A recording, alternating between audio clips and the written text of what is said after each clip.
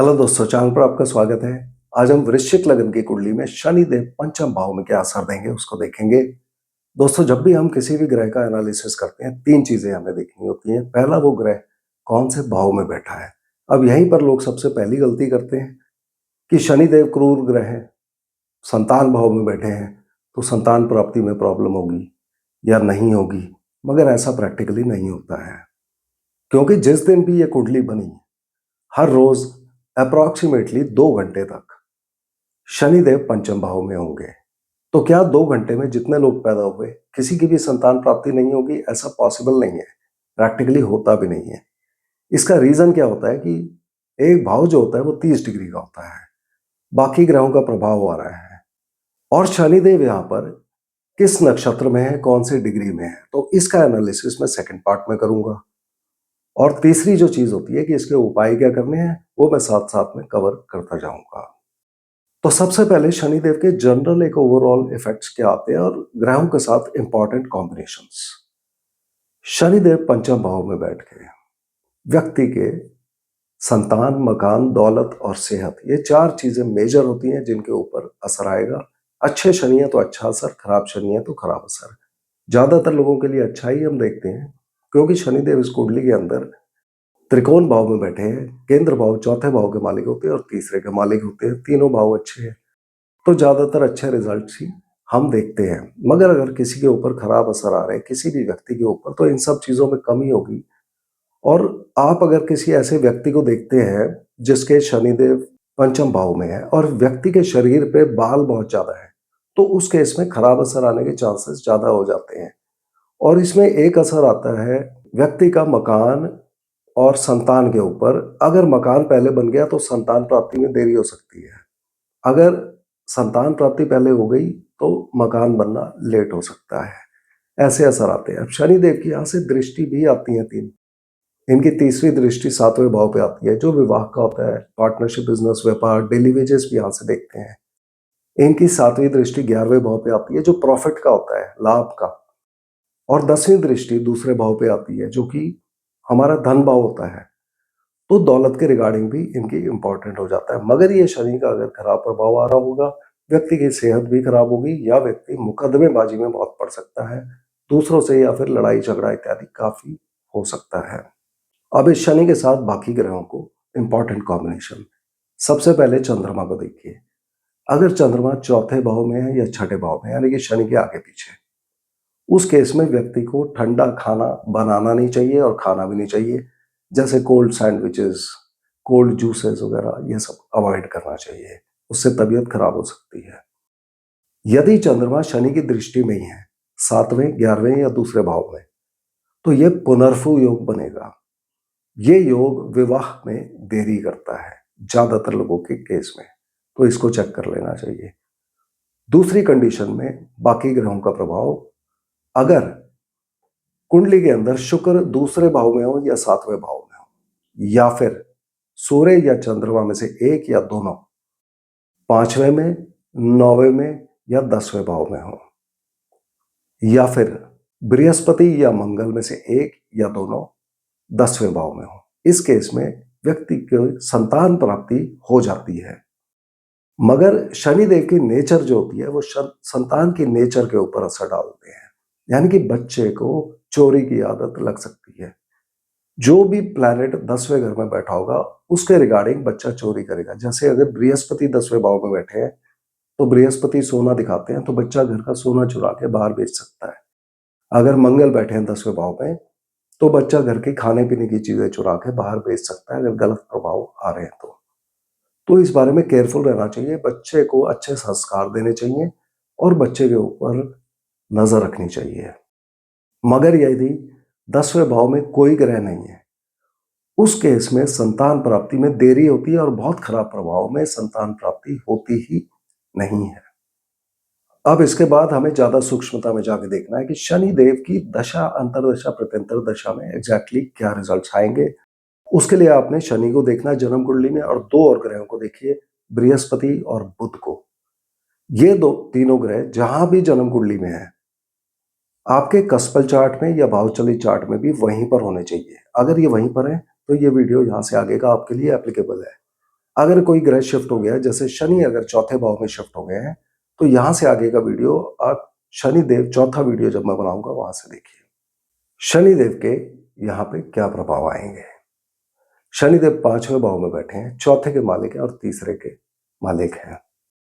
तो पंचम भाव में बैठ के ये व्यक्ति को संतान प्राप्ति देंगे अच्छे असर में, प्रेम संबंध देंगे, उसमें सफलता देंगे।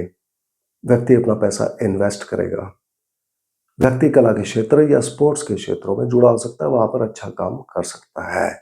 अगर शनिदेव की 11 नंबर की राशि जहां पर है, यानी कि चौथा भाव, ये खाली है, यहाँ पे कोई ग्रह नहीं है, उस केस में व्यक्ति की माता, गाड़ी, भूमि, वाहन, खेती, बेसिक एजुकेशन इत्यादि के रिगार्डिंग रिजल्ट्स आएंगे। इस केस में माता को धन प्राप्ति होगी, व्यक्ति गाड़ी प्रॉपर्टी खरीदेगा, कृषि कार्यों में जुड़ा हो सकता है, या बेसिक एजुकेशन में अच्छा कर सकता है, या बेसिक एजुकेशन से जुड़े कार्य कर सकता है। अगर तीसरा भाव खाली हुआ, वहां कोई ग्रह नहीं है, उस केस में यह व्यक्ति यात्राएं खूब करेगा, मेहनत बहुत करेगा। इस शनि की दशा अंतर दशा में उसका स्थान परिवर्तन का योग बनेगा। व्यक्ति संचार माध्यम, IT, media, printing press, publications के क्षेत्रों में किसी तरह से जुड़ा हो सकता है। अगर तीसरे और चौथे दोनों भाव में कोई ग्रह नहीं है, उस केस में इन दोनों भाव के प्रभाव आएंगे। यहाँ पर एडिशनली माता के स्वास्थ्य का ध्यान रखना चाहिए, और गाड़ी और प्रॉपर्टी बिकने का चांस बहुत ज्यादा हो जाता है। अब ये सब शनि के प्रभाव इनकी दशांतर दशा में आएंगे या नहीं, इसके लिए शनि को आप डिग्री वाइज देखिए, और साथ में जहां पर 4, 8 और 12 नंबर की राशि है, जहां शनिदेव बैठे हैं, इन तीनों जगह पर देखिए क्या कोई ग्रह है वहां पर 3 डिग्री 20 मिनट से लेकर 16 डिग्री 40 मिनट के बीच में। तो इन तीन में से किसी में भी एक में ग्रह है या नहीं है, उसके ऊपर कंडीशंस चेंज हो जाती हैं।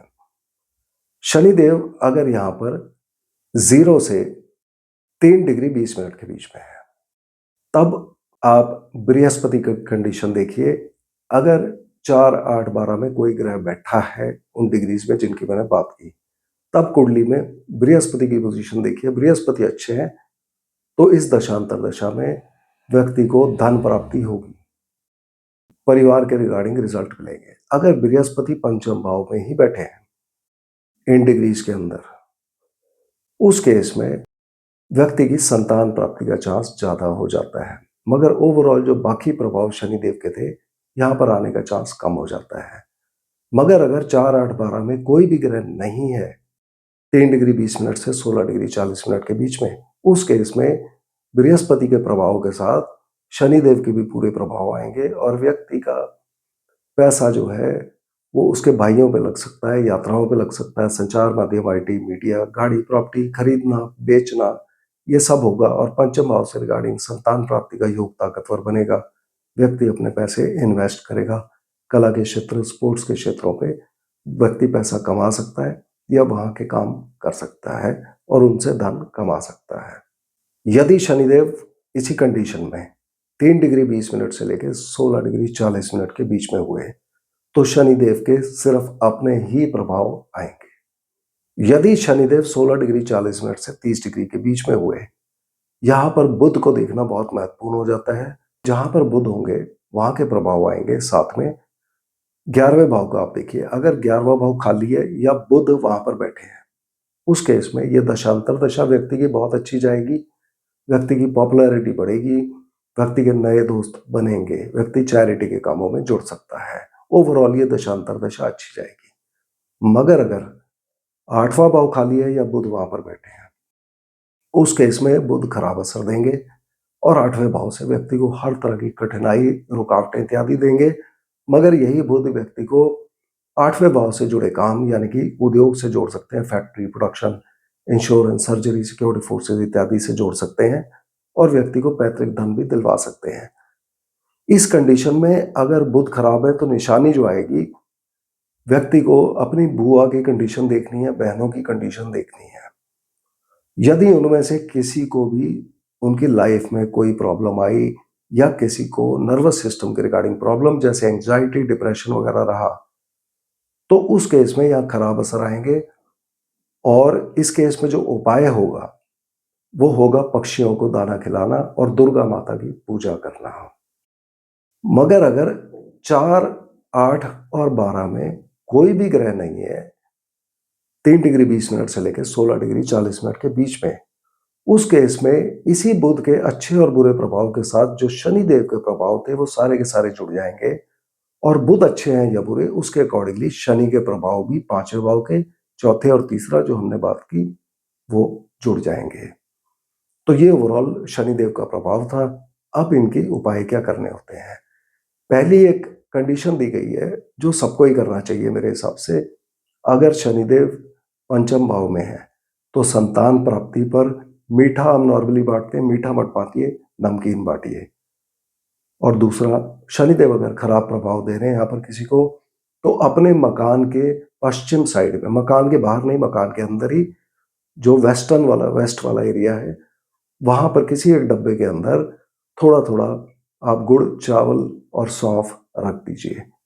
मगर इसी कंडीशन में अगर राहु केतु चौथे या 10वें में है, तब उस जगह पर वो आइटम रखना नहीं है। मकान के वेस्ट में आप सौंफ को जलाइए, किसी हवन कुंड में या किसी भी और बर्तन में डाल के आप उसको जला दीजिए। तो ये ओवरऑल शनि के इफेक्ट थे। कृपया याद रखिए कि कुंडली में करोड़ों कॉम्बिनेशंस बनती है। छोटे से वीडियो में हर कॉम्बिनेशन कवर करना पॉसिबल नहीं है। अगर आपको कोई डाउट्स हैं तो आप कमेंट्स में डाल दीजिए। तो अगली वीडियो में हम फिर मिलते हैं, तब तक के लिए धन्यवाद।